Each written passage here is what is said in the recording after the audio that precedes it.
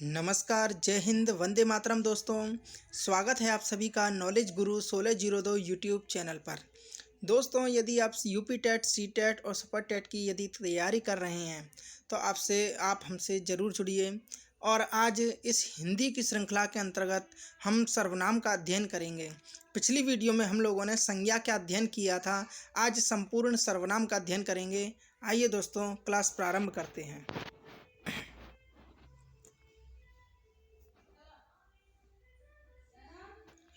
सर्वनाम।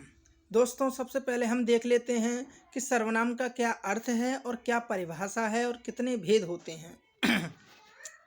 सर्वनाम शब्द का अर्थ सबका नाम होता है। संज्ञा के स्थान पर प्रयुक्त होने वाले शब्दों को सर्वनाम कहा जाता है। दोस्तों, आप सभी को पता ही होगा, जो भी शब्द संज्ञा के स्थान पर प्रयोग किए जाते हैं सर्वनाम कहलाते हैं। ठीक है। सर्वनाम के कितने भेद होते हैं? तो दोस्तों, सर्वनाम के 6 भेद होते हैं। वह 6 भेद कौन कौन से होते हैं? आइए दोस्तों, हम लोग विस्तार से अध्ययन करते हैं। पहला भेद है पुरुषवाचक सर्वनाम। पुरुषवाचक सर्वनाम दोस्तों, पुरुषवाचक सर्वनाम की परिभाषा है वक्ता जिन शब्दों का प्रयोग अपने लिए या श्रोता के लिए अथवा अन्य किसी के लिए करता है तो उसे पुरुषवाचक सर्वनाम कहते हैं। इसका क्या मतलब है दोस्तों? देखिए, पहली बात तो सर्वनाम वे होते हैं जो सभी के लिए प्रयुक्त होते हैं, वह सर्वनाम कहलाते हैं। अब देखिए, जैसे इन्होंने कहा, पुरुषवाचक सर्वनाम की परिभाषा में कहा इन्होंने कि जिन शब्दों का प्रयोग अपने लिए किया जाए। जैसे मैंने कहा, मैं खाना खाता हूँ, हम खाना खाते हैं, हम सभी खाना खाते हैं। तो ये जो हम अथवा मैं जो है, यह एक सर्वनाम है। ठीक है दोस्तों, क्योंकि इस शब्द का प्रयोग मैंने अपने लिए किया। इसी तरह इन्होंने कहा श्रोता के लिए जिस शब्द का प्रयोग किया जाए। जैसे मैंने कहा, तुम खाना खाते हो, तुम घर जाते हो, हैं, तुम्हारा घर कहाँ पर है, तुम्हें किसने मारा। तो इस तरह के जो शब्द होते हैं, यह श्रोता यानी हमारी बात को जो सुन रहा है, हम जिससे कह रहे हैं, जिससे बात कर रहे हैं, तो वह होता है श्रोता। तो श्रोता के लिए जिन शब्दों का प्रयोग किया जाता है उसे भी पुरुषवाचक सर्वनाम के अंतर्गत रखा जाता है। और फिर इन्होंने कहा, अन्य किसी के लिए जिस शब्द का प्रयोग किया जाए। जैसे हमने कहा, मैं किसी व्यक्ति से या आपसे कह रहा हूँ, देखो वो किस तरह दौड़ रहा है, तो मैंने कहा वो, तो वो जो है वो भी सर्वनाम है। मैंने कहा वो सभी भाग रहे हैं, तो वो जो शब्द है वह भी सर्वनाम है। तो हम तीसरे किसी अन्य व्यक्ति के बारे में जब बात करते हैं तो वह भी क्या है? सर्वनाम का बोधक होता है। तो पुरुषवाचक सर्वनाम ये होते हैं। अब देखिए दोस्तों, पुरुषवाचक सर्वनाम के भी 3 भेद होते हैं। कौन कौन से? पहला उत्तम पुरुष, दूसरा मध्यम पुरुष, तीसरा अन्य पुरुष। सबसे पहले हम उत्तम पुरुष को देखेंगे कि पुरुषवाचक सर्वनाम के अंतर्गत जो उत्तम पुरुष सर्वनाम है वह क्या होता है। यद्यपि मैंने दोस्तों आपको समझा दिया है, लेकिन परिभाषा के माध्यम से समझेंगे। उत्तम पुरुष सर्वनाम, वक्ता जिन शब्दों का प्रयोग स्वयं के लिए करता है उन्हें उत्तम पुरुष के अंतर्गत रखा जाता है। जैसे मैंने आपको समझाया था दोस्तों, उदाहरण देके, मैं खाना खाता हूँ इत्यादि। मुझे पानी पीना है, मेरा घर वहाँ है, मेरी बहन ये है, मेरे पापा कार्य करते हैं, हम सभी घर जाते हैं, हमारा घर भारत में है। ठीक है। हाँ, हमारे माता पिता स्कूल में पढ़ाते हैं, हमारी शिक्षा इस स्कूल में हुई है।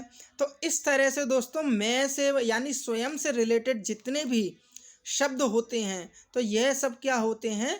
उत्तम पुरुष सर्वनाम के अंतर्गत आते हैं, जो हैं मैं, मुझे, मेरा, मेरी, मेरे, हम, हमारा, हमारे, हमारी आदि शब्द। उदाहरण इन्होंने दिया है, मैं पढ़ रहा हूँ, मैं एक सर्वनाम हो गया। कौन सा सर्वनाम है दोस्तों? यह हो गया उत्तम पुरुष सर्वनाम। मुझे जाना है, मुझे भी उत्तम पुरुष सर्वनाम हो गया। अब देखिए दोस्तों, अब हम पढ़ेंगे मध्यम पुरुष सर्वनाम। मध्यम पुरुष सर्वनाम क्या होता है? जिन शब्दों का प्रयोग श्रोताओं के लिए किया जाता है वे मध्यम पुरुष सर्वनाम कहलाते हैं। अब देखिए, श्रोता मैंने बताया, श्रोता कहते हैं दोस्तों सुनने वाला, हमारी बात को जो सुन रहा है सामने खड़ा होकर के। तो देखिए, हम किसी से अपनी बात को कहेंगे तो वो जो सुनेगा उसे ही श्रोता कहते हैं। वह श्रोता जो है उसके लिए जो शब्द हम प्रयोग करेंगे वह मध्यम पुरुष सर्वनाम के अंतर्गत आएगा। जैसे तू पागल है, तुम खाना खा रहे हो, तुम्हारा घर कहाँ है, ठीक है, तेरा पता क्या है, तुझे किसने सताया है, तुम्हें क्यों समझ नहीं आता है। तो तुम्हें भी दोस्तों किससे हम किसी से कह रहे हैं, वह हमारी बात सुन रहा है तो वह श्रोता हो गया। इसलिए तुम्हें, तू, तुम, तुम्हारा, तेरा, मुझे, तुम्हें, तुम्हारी और तुम्हारे आदि जो भी शब्द हैं यह मध्यम पुरुष के लिए प्रयोग किए जाते हैं। इनमें से कोई भी शब्द आपसे पूछ लिया जाए तो आप तुरंत कहेंगे कि भैया ये तो हम किसी से कहेंगे तब जा कर के इस शब्द का प्रयोग करेंगे, तो मध्यम पुरुष हो जाएगा। मध्यम पुरुष सर्वनाम पर आप टिक लगा देंगे, आपका प्रश्न सही हो जाएगा। इसका उदाहरण दिया है, मुझे मार डालूंगा, माफ़ कीजिएगा, तुझे मार डालूंगा। यदि इस वाक्य को हम ऐसे कहें, तुझे मैं खाना खिलाना चाहता हूँ, तो तुझे जो हो जाएगा मध्यम पुरुष सर्वनाम, और तुझे मैं, तो मैं हो जाएगा उत्तम पुरुष सर्वनाम। ठीक है दोस्तों, इस तरह से आप याद कीजिए, बहुत अच्छे से समझ में आएगा। दूसरा उदाहरण है, तू मेरी सांसों में बसता है। वाह, तू मेरी सांसों में बसता है। तू हो गया मध्यम पुरुष सर्वनाम है। मेरी, तो दोस्तों मेरी जहाँ पर मैं से रिलेटेड कोई भी शब्द आ जाए, आपसे स्वयं से रिलेटेड, वह उत्तम पुरुष सर्वनाम हो जाएगा। तो मेरी उत्तम पुरुष सर्वनाम हो जाएगा। आइए दोस्तों, अब अगला है उदाहरण, अन्य पुरुष। जिन सर्वनाम शब्दों का वक्ता न तो अपने लिए प्रयोग करता है और न ही श्रोता के लिए प्रयोग करता है, लेकिन अन्य किसी के लिए जब वह प्रयोग करता है तो वह अन्य पुरुष सर्वनाम कहलाता है। जैसे मैं आपसे बात कर रहा हूँ और मैंने कहा, वो देखो जा रहा है वो देखो जा रहा है। मैं किसी अन्य के लिए वो शब्द का प्रयोग कर रहा हूँ। आपसे बात कर रहा हूँ और शब्द उसके लिए प्रयोग कर रहा हूँ किसी दूसरे के लिए, तीसरे के लिए, तो वो जो शब्द हो जाएगा अन्य पुरुष सर्वनाम। ठीक है, अभी देखो उदाहरण के माध्यम से अभी समझते हैं आगे। जैसे वे, उसे, अब उसे का उदाहरण ले लीजिए। उसे भागना नहीं चाहिए था, उसे चोरी नहीं करनी चाहिए थी। तो मैं आपसे इस बात को कह रहा हूँ और किसके लिए कह रहा हूँ? किसी अन्य व्यक्ति के लिए। तो उसे जो हो जाएगा यह अन्य पुरुष सर्वनाम हो जाएगा। उसका खाना खत्म हो चुका है, उसकी माँ जा चुकी है, वह खाना खाएगा, यह वस्तु मुझे चाहिए और ये हम नहीं खाना चाहते। तो ये सभी दोस्तों वे है, उसे है, उसका है, उसकी है, वह है, यह है और ये आदि शब्द किस में आ जाएंगे? अन्य पुरुष सर्वनाम में। उदाहरण दिया है, वे खेल रहे हैं। अब वे खेल रहे हैं, मैं किसी से बात कह रहा हूँ, मैं मान लीजिए आपसे कह रहा हूँ देखिए वे खेल रहे हैं, तो मैं किसी अन्य के बारे में वे का प्रयोग कर रहा हूँ, तो वे अन्य पुरुष सर्वनाम। यह जा रहा है, ठीक है, मैं आपसे कह रहा हूँ कि यह जा रहा है, तीसरे व्यक्ति की बात कर रहा हूँ, इसलिए यह भी एक क्या हो जाएगा? अन्य पुरुष सर्वनाम। तो दोस्तों हमने क्या देखा? पुरुषवाचक सर्वनाम, वह पुरुषवाचक सर्वनाम किस देखे? पुरुषवाचक सर्वनाम के 3 भेद होते हैं, उत्तम पुरुष, मध्यम पुरुष और अन्य पुरुष। तीनों को ही हमने अच्छे से समझा। अब आइए आगे चलते हैं। अब देखिए दोस्तों, दूसरा सर्वनाम है निश्चयवाचक सर्वनाम। हमने शुरू में पढ़ा था कि सर्वनाम के 6 भेद होते हैं। पहला हमने पढ़ा पुरुषवाचक सर्वनाम। पुरुषवाचक सर्वनाम के अंतर्गत हमने 3 प्रकार के पुरुषवाचक सर्वनाम पढ़े। पहला उत्तम पुरुष सर्वनाम, दूसरा मध्यम पुरुष सर्वनाम और तीसरा अन्य पुरुष सर्वनाम। अब इन तीनों के ही बाद हम आ जाते हैं दूसरे सर्वनाम पर, जिसका नाम है निश्चयवाचक सर्वनाम। निश्चयवाचक सर्वनाम की परिभाषा है वे सर्वनाम शब्द जो निश्चित संज्ञा या निश्चित सर्वनाम का बोध कराते हैं। जो निश्चितता का बोध करा दे सर्वनाम, वही निश्चयवाचक सर्वनाम कहलाएगा। जैसे मैंने आपको बताया था कि यह है, अब मैंने कहा यह वस्तु मुझे चाहिए, तो मैंने किसी पुस्तक को पकड़ के कहा यह वस्तु मुझे चाहिए, तो यह निश्चित हुआ कि नहीं दोस्तों कि मुझे यही वस्तु चाहिए। तो चिन्हित करके जो चीज़ कही जाए वही निश्चयवाचक सर्वनाम में आएगी। वह खा रहा है, अब वह कौन दोस्तों? मान लीजिए कोई राम है, तो राम के विषय में ही कह रहे हैं। वह यानी किसी विशिष्ट व्यक्ति के, किसी निश्चित व्यक्ति के बारे में आप बात कर रहे हैं। ये जा रहे हैं, अब देखिए ये यानी कोई निश्चित व्यक्ति के बारे में आप कह रहे हैं। यदि आप कह देते हैं कुछ पानी पड़ा हुआ है, अब ये दोस्तों कुछ जो है यह निश्चित नहीं है कितना है। एक समुद्र पानी पड़ा है, एक बाल्टी पानी पड़ा है, या पूरी नदी पड़ी है, तो दोस्तों कुछ जो होगा वो अनिश्चित वाचक सर्वनाम होगा। लेकिन ये कह दिया तो ये निश्चित हो जाएगा। वे खाना खाते हैं, तो वे हो गया तो निश्चित। आप किसी की ओर उंगली करके कहेंगे वे खाना खाते हैं, तो वह निश्चित हो जाएगा। उदाहरण देख लीजिए, यह मालती है, कोई लड़की है मालती, आपने उसको उंगली करके कहा उसकी तरफ कि यह मालती है, तो मालती विशिष्ट की बात कर रहे हैं, निश्चित हो गया कि यह मालती है, इसलिए यह जो हो जाएगा निश्चयवाचक सर्वनाम। दूसरा है वे कुत्ते हैं, तो वे जो हो जाएगा यह भी निश्चयवाचक सर्वनाम हो जाएगा। वह बंदर है ना दोस्तों, वह बंदर है, तो वह भी क्या हो जाएगा? आप किसी बंदर के बारे में बात कर रहे हैं, इसलिए वह भी निश्चयवाचक सर्वनाम हो जाएगा। अगला सर्वनाम है अनिश्चयवाचक सर्वनाम। वे सर्वनाम शब्द जिनसे निश्चित संज्ञा या सर्वनाम का बोध नहीं होता है, अर्थात जिन सर्वनाम शब्दों से निश्चित संज्ञा या सर्वनाम का बोध नहीं होता है वह अनिश्चयवाचक सर्वनाम कहलाते हैं, तथा सदैव अनिश्चय की स्थिति बनी रहती है। मतलब अनिश्चयवाचक सर्वनाम का आप जब भी प्रयोग करेंगे तो कुछ चीज़ कभी भी निश्चित हो ही नहीं पाएगी। जैसे आपने कहा छत पर कोई है, अब कौन है निश्चित तो नहीं है दोस्तों, कोई है। एक नाटक आता था दोस्तों, सीरियल, कोई है, ठीक है ना दोस्तों, निश्चित नहीं है कौन है। इसी तरह कई लोग छत पर दौड़ रहे हैं, कितने हैं कुछ पता नहीं है। कुछ पानी छत पर पड़ा हुआ है, तो अब कितना पानी है कुछ नहीं पता। तो जैसे कोई है, कई है, कुछ है, ये अनिश्चयवाचक सर्वनाम हैं। इनके उदाहरण दिए हैं दोस्तों, कोई छत पर बैठा है, कौन बैठा है कोई पता नहीं है, इसलिए अनिश्चयवाचक सर्वनाम कोई हो जाएगा। बाहर सड़क पर कई लोग खड़े हैं, तो कई लोग कितने हैं कुछ निश्चित नहीं है, इसलिए कई भी हो जाएगा अनिश्चयवाचक सर्वनाम। इसी तरह से दही में कुछ पड़ा है, क्या पड़ा है यह आपको नहीं पता है, आपने यदि कह दिया दही में कीड़ा पड़ा है तो यह निश्चयवाचक हो जाएगा।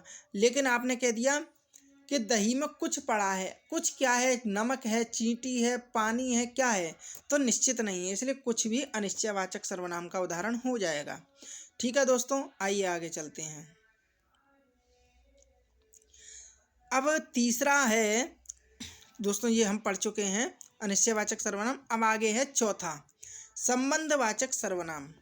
संबंधवाचक सर्वनाम वे होते हैं जो वाक्य के दूसरे संज्ञा या सर्वनाम शब्द के साथ संबंध बताते हों, अर्थात वह एक संज्ञा या एक सर्वनाम वाक्य के दूसरे संज्ञा व सर्वनाम के साथ संबंध बताते हैं। अब देखिए दोस्तों, वे शब्द जो दो वाक्यों को आपस में मिला दे, कनेक्ट कर दे, रिलेट कर दे, उदाहरण देख के समझते हैं। वह घड़ी मिल गई जो जन्मदिन पर मिली थी। अब देखिए, वह घड़ी मिल गई एक अलग वाक्य है, जन्मदिन पर मिली थी एक अलग वाक्य है, ठीक है। लेकिन जो शब्द जो है वह क्या कर रहा है, दोनों शब्दों को मिला दे रहा है। ऐसे शब्द क्या कहलाते हैं, संबंधवाचक। दो वाक्यों में जो संबंध बनवा दे वह संबंधवाचक सर्वनाम कहलाते हैं। या फिर जो शब्द या जो सर्वनाम दो शब्दों के बीच, किसके, दो शब्दों के बीच संबंध बनवा दे या दो वाक्यों के बीच संबंध बनवा दे। तो पहला उदाहरण है, दो वाक्यों के बीच संबंध बन रहा है। कैसे, वह घड़ी मिल गई जो जन्मदिन पर मिली थी। तो दोस्तों दोनों वाक्यों को जो ने जोड़ दिया, इसलिए जो हो जाएगा संबंधवाचक सर्वनाम। दूसरा उदाहरण है, उस पंखे को उतार कर लाओ जो सालों से खराब पड़ा है। ठीक है, सालों से खराब पड़ा है, यह एक वाक्य है। उस पंखे को उतार कर लाओ, यह दूसरा वाक्य है। इन दोनों वाक्यों को जो ने आकर के जोड़ दिया तो जो हो गया संबंधवाचक सर्वनाम। ठीक है दोस्तों, अगर तीसरा उदाहरण है, वे सोहन के दादाजी हैं। मैंने आपको बताया था वे सर्वनाम शब्द जो वाक्यों को जोड़ते हैं संबंधवाचक सर्वनाम शब्द कहलाते हैं। या फिर वे सर्वनाम शब्द जो शब्दों को आपस में कनेक्ट करते हैं, जोड़ते हैं। तो देखिए तीसरा जो उदाहरण है यह शब्दों को जोड़ने वाला है। वे सोहन के दादाजी हैं। ठीक है दोस्तों, तो जो दादाजी हैं वे सोहन के हैं, यह कौन बता रहा है कि वे शब्द नहीं होता, केवल कहते सोहन के दादाजी हैं। ठीक है दोस्तों, तो क्लियर नहीं होता, तो उन्होंने कहा उनकी तरफ इंगित करते हुए कि वे सोहन के दादाजी हैं। तो वे शब्द क्या है, सोहन और दादाजी दोनों के मध्य में संबंध स्थापित करा रहा है। चौथा है, यह मालती की कार है। देखिए कार है और मालती है, इन दोनों, कार मालती की ही है, यह कौन बता रहा है, यह शब्द। इसलिए यह शब्द जो हो जाएगा संबंधवाचक सर्वनाम हो जाएगा। ठीक है दोस्तों, आइए आगे चलते हैं। अब देखिए एक विशेष बात दी गई है, नोट, यह, वह, ये, वे आदि सर्वनाम अन्य पुरुषवाचक, निश्चयवाचक तथा संबंधवाचक सर्वनाम में प्रयुक्त होते हैं। ठीक है दोस्तों, पहले इतनी लाइन को समझ लेते हैं। दोस्तों आपने देखा अभी कि यह, वह, ये, वे आदि सर्वनाम आप किस में पढ़ रहे थे, संबंधवाचक सर्वनाम में। देखिए आपने पहला उदाहरण देखिए जो है, जैसे आपने चौथा उदाहरण देखा, यह मालती की कार है, तो यह, वे, ये शब्द आपने कहाँ पढ़े थे, पहले आपने पढ़े थे पुरुषवाचक सर्वनाम के अंतर्गत। ठीक है दोस्तों, किस में पढ़े थे, पुरुषवाचक सर्वनाम के अंतर्गत। और यही आपने कहाँ पढ़ लिए, संबंधवाचक सर्वनाम में भी पढ़ लिए, और यही आपने निश्चयवाचक सर्वनाम में भी पढ़े थे। देखिए दिखा देता हूँ आपको प्रूफ के साथ। निश्चयवाचक सर्वनाम देखिए, यह, वह, है ना दोस्तों, है ना उदाहरण में। तो देखिए ये तीनों ही जगह इस तरह के यह, वह जो हैं यह निश्चयवाचक में भी प्रयोग हो रहे हैं, और ये क्या नाम है, संबंधवाचक सर्वनाम में भी यह वह प्रयोग हो रहे हैं, और पुरुषवाचक सर्वनाम में भी यह वह प्रयोग हो रहे हैं। लेकिन अब आगे पढ़िए, लेकिन इन सर्वनामों का प्रयोग अन्य पुरुष में होता है तो किसी संज्ञा का शब्द का प्रयोग नहीं किया जाता है। ठीक है दोस्तों, पहली बात, संबंधवाचक सर्वनाम में प्रयुक्त होते हैं, लेकिन इन सर्वनाम शब्दों का प्रयोग यदि अन्य पुरुष के साथ किया जाएगा तो किसी संज्ञा शब्द का प्रयोग नहीं किया जाएगा इनके साथ। जैसे आपने कहा, देखिए पहले आप जाते हैं पुरुषवाचक सर्वनाम के साथ। ठीक है, इन्होंने कहा था कि पुरुषवाचक सर्वनाम के साथ यह, वह का प्रयोग होता है, हमने देखा था अभी। तो देखिए इधर आ जाइए,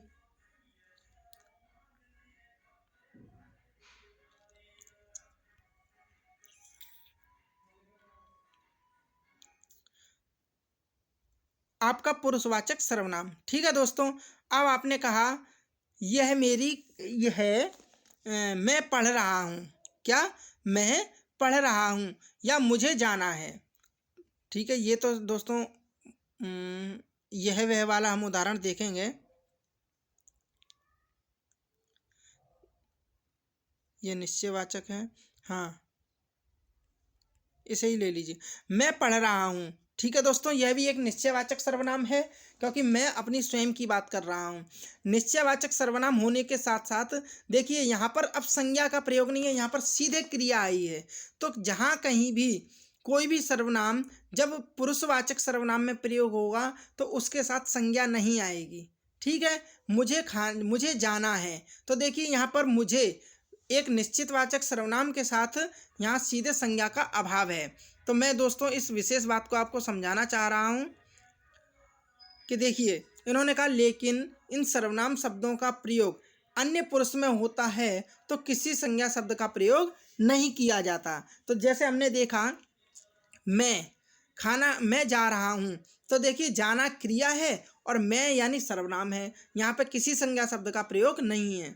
जबकि निश्चयवाचक सर्वनाम में इनके साथ एक ही संज्ञा शब्द का प्रयोग होता है। जब निश्चयवाचक सर्वनाम शब्द में जैसे यह मालती की कार है, तो यह निश्चित है कि ये कार किसकी है, मालती की है।